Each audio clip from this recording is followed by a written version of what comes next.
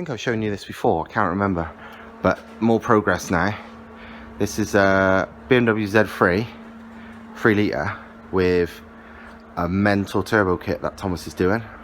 So this crazy equal flow inlet plenum, which is absolutely amazing, and massive BorgWarner S400 turbo billet one of the ones I've sold actually.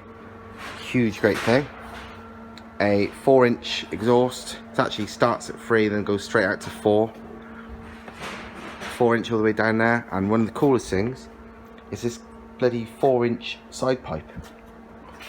So it's got a silencer there, but this thing's gonna have anti-lag and 800 plus horsepower by the looks of it. So imagine the flames and craziness coming out of what is basically a pretty cool looking low stanced, whatever you want to call it, Z3. Can't wait to see this thing in action. See how tight it is there, but does the job nicely with Thomas's pretty amazing work as always. This V8 S4 is having a turbo kit too, probably rear mount, so that's pretty badass.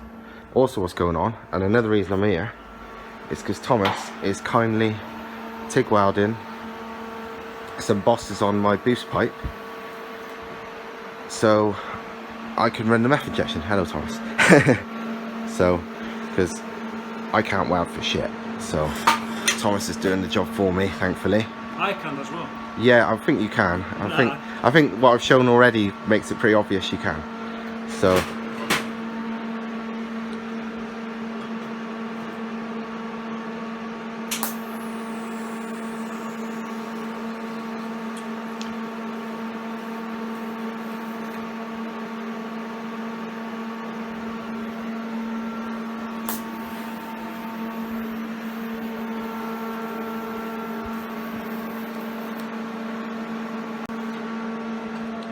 and yeah, of course, the Super Turbo Diesel S14 Silvia, which I think I've shown you before, but we'll look again.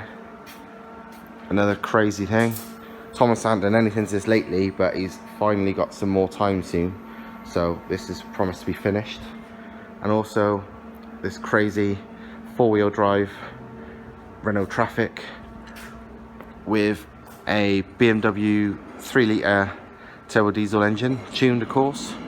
Off-road monster Renault Traffic. So yeah, good times.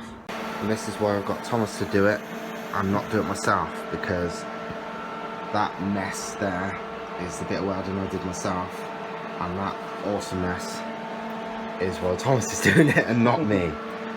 Because it's always the same. Yeah,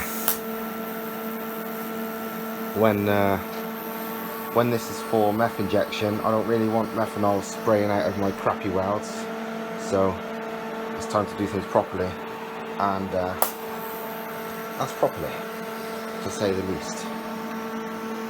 It's also going to make a lip at the end of the pipes, because although these have never blown off and they've been on the car like this for God knows how many years, they haven't got lips on the boost pipes, which is stupid.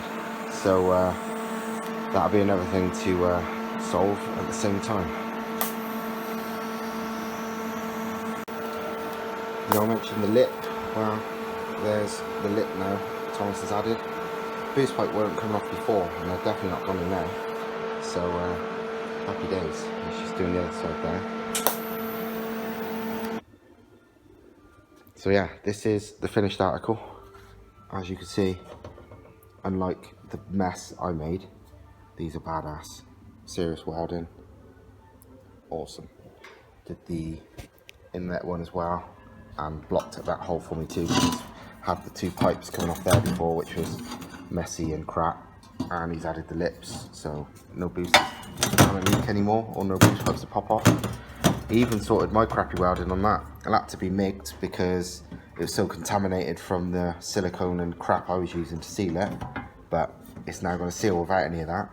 So overall, very chuffed with that. So on with the rest of the fitting. Right, fast forward a week from the last video, and I'm back at Thomas's, and there's a bit of an update on the S4. There's a pile of S4 shaped metal on the floor, and turbo position's been decided, and it's not a rear mount anymore. It's going to be slightly more conventional with a front mount. Wow, bulkhead mount almost. So you're going to have stock manifolds up to a Y pipe, up into the twin scroll T4 flange on this billet Borg Warner K29 turbo, which is pretty awesome.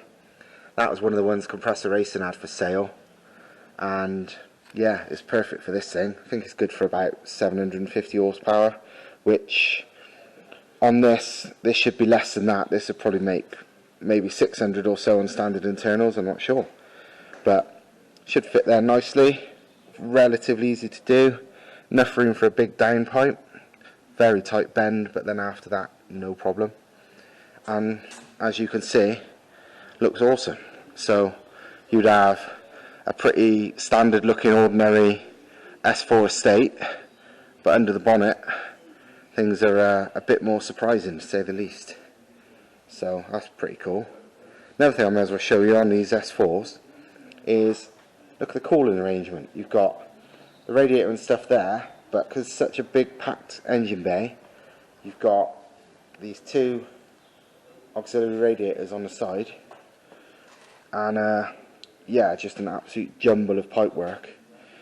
I think Thomas is planning to maybe improve the cooling system on this as well, because these are known to be a bit borderline cooling even from the factory, and it's so complicated, there's chances are we can make it a lot better than this. So we'll see, because I mean even this, it is just, with the aircon as well, it's just a huge jumble of weird crap. But the owner wants to keep the aircon on this, which makes it a lot more complicated. But if you want to see more of this, because yeah, I'm going to be doing updates, but not as detailed or as often as Thomas is. Thomas is going to be filming and updating this build as it goes along. So subscribe to Thomas's page, which is Zurawski Motorsport on Facebook, and he's going to be doing update videos on this and every other project, including that crazy thing which is up on the lift at the moment.